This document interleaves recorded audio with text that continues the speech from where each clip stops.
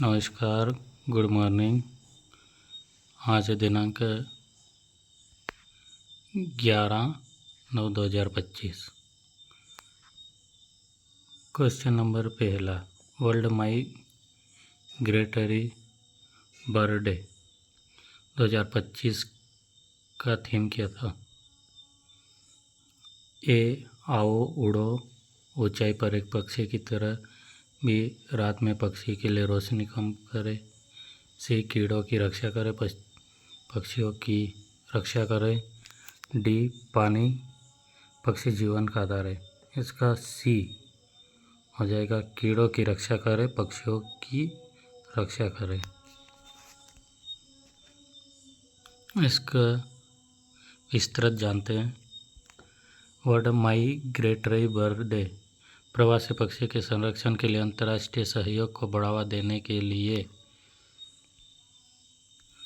वाला एक वैश्विक अभियान है। 2025 में इसे 11 मई और 12 अक्टूबर को मनाया जाता है, जो विभिन्न गोलार्धों में पक्षियों के प्रवास को दर्शाता है। 2025 का थीम कीड़ों की रक्षा करे, पक्षियों की रक्षा करे है। यह थीम प्रवासी पक्षियों के लिए कीड़ों के महत्व और दोनों की रक्षा आवश्यक को रेखांकित करता है।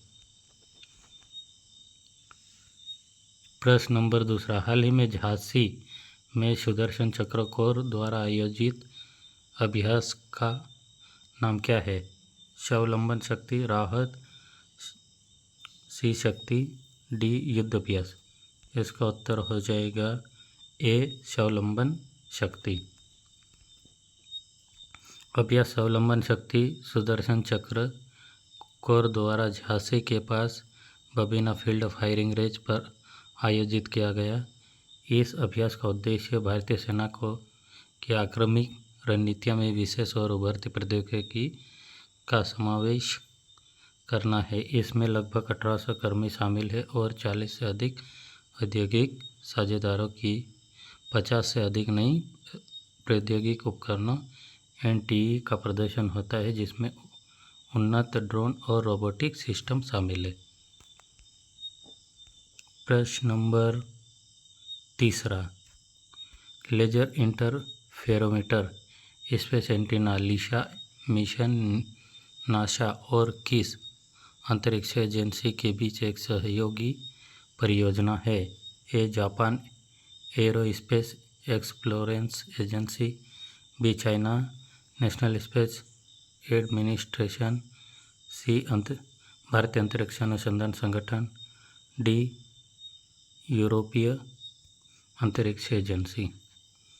इसका उत्तर हो जाएगा डी, यूरोपीय अंतरिक्ष एजेंसी।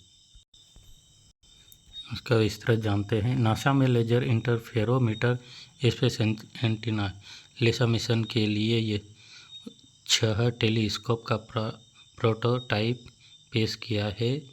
लिसा नासा और यूरोपीय अंतरिक्ष एजेंसी ESA के बीच एक संयुक्त मिशन है, जिसे 2030 के दशक के मध्य में लॉन्च किया जाएगा। प्रश्न नंबर चौथा, हाल ही में किस संगठन ने डॉल्फिन एम्बुलेंस पहल शुरू की है? ए, राष्ट्रीय जैव विविधता प्राधिकरण NBA, बी, भारतीय वन्यजीव संस्थान will, C, Namami Gange NMCG, D, पर्यावरण वन और जलवायु परिवर्तन मंत्रालय। इसका हो जाएगा सी, नमामि गंगे। डॉल्फिन एम्बुलेंस पहल नमामि गंगे द्वारा गंगा डॉल्फिन, जो भारत का राष्ट्रीय जलीय पशु है, की सुरक्षा के लिए शुरू की गई थी। इस परियोजना का बजट 1 करोड़ है और इसका मुख्य उद्देश्य डॉल्फिन को बचाना और इसका संरक्षण के बारे में जागरूकता बढ़ाना। प्रश्न नंबर 5वां, केरल के कासरगोड में हाल ही में देखे गए लाल सिर वाले गिद्ध को IUCN स्थिति क्या है? ए, संकटग्रस्त, बी, गंभीर रूप से संकटग्रस्त, सी, असुरक्षित, डी, कम चिंता। इसका बी गंभीर रूप से संकटग्रस्त। लाल सिर वाले गिद्ध जिसे एशिया राजा गिद्ध या पांडिचेरी गिद्ध भी कहा जाता है, पहली बार केरल के कासरगोड के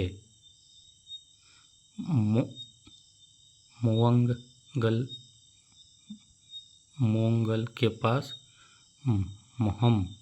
पथुकुन्नू में देखा गया। यह एक गहरे रंग का मध्यम आकार का गिद्ध है। प्रश्न नंबर 6, शार्कफिन मार्को शार्क जो एक गंभीर रूप से संकटग्रस्त प्रजाति है को पहली बार किस समुद्र में टैग किया गया है? ए ब्लैक सी, बी रेड सी, सी मेडिटेरेनियन सी और डी अरबियन सी। इसका उत्तर हो जाएगा सी मेडिटेरेनियन सी। प्रश्न नंबर 7, हाल ही में किस राज्य में सुअर में अफ्रीकी स्वाइन फीवर पाया गया है? ए ओडिशा, बी कर्नाटक, सी केरल, डी महाराष्ट्र। इसका उत्तर हो जाएगा सी केरल। अफ्रीकी स्वाइन फीवर ASF सुअरों के लिए एक अत्यधिक संक्रामक बीमारी है जो केरल के कोयम्बटूर जिले में पाई गई है। इसमें निपटने के लिए संक्रमित क्षेत्र घोषित किए गए हैं और सुअरों को मारा जा रहा है। ASF का सुअरों में 100% मृत्यु दर है और यह वायरस परिवार के जीन्स के एक बड़े डबल स्टैंडर्ड DNA वायरस के कारण होता है। यह वायरस पार्क और मांस उत्पादन में लंबे समय तक जीवित रह सकता है, लेकिन यह मानव स्वास्थ्य या खाद्य सुरक्षा के लिए खतरा नहीं है। प्रश्न नंबर 8, हाल ही में भारत के प्रधानमंत्री को order of Mubarak Al Kabir किस देश द्वारा प्रदान किया गया है? ए सऊदी अरब, बी कतर, सी ईरान, डी कुवैत। इसका उत्तर हो जाएगा डी कुवैत। प्रधानमंत्री नरेंद्र मोदी को 22 दिसंबर को कुवैत के सर्वोच्च सम्मान order of Mubarak Al Kabeer से नवाजा गया है। Order of Mubarak Al Kabeer Kuwait का शूरवीर सम्मान है यह और देश द्वारा दिया जाने वाला सर्वोच्च सम्मान है। यह प्रधानमंत्री मोदी को किसी देश से प्राप्त हुआ 20वां अंतर्राष्ट्रीय सम्मान है। प्रश्न नंबर 9, डेनमार्क स्टेट करेक्टर जो समाचारों में देखा गया था ग्रीनलैंड और किस देश के बीच स्थित है? A Finland, B Iceland, C Sweden, D Norway. इसका उत्तर हो जाएगा B Iceland. Denmark strait cataract एक जलमग्न जलप्रपात है जो पारंपरिक जलप्रपात की विशेषता को चुनौती देता है। यह पृथ्वी का सबसे बड़ा जलप्रपात है जो आइसलैंड और ग्रीनलैंड के बीच स्थित है। इसकी ऊर्ध्वाधर गिरावट 2000 मीटर है जो एक एंजल फॉल्स की ऊंचाई से 3 गुना अधिक है। यह करेक्टर डेनमार्क स्टेट में 480 किलोमीटर तक फैला हुआ है।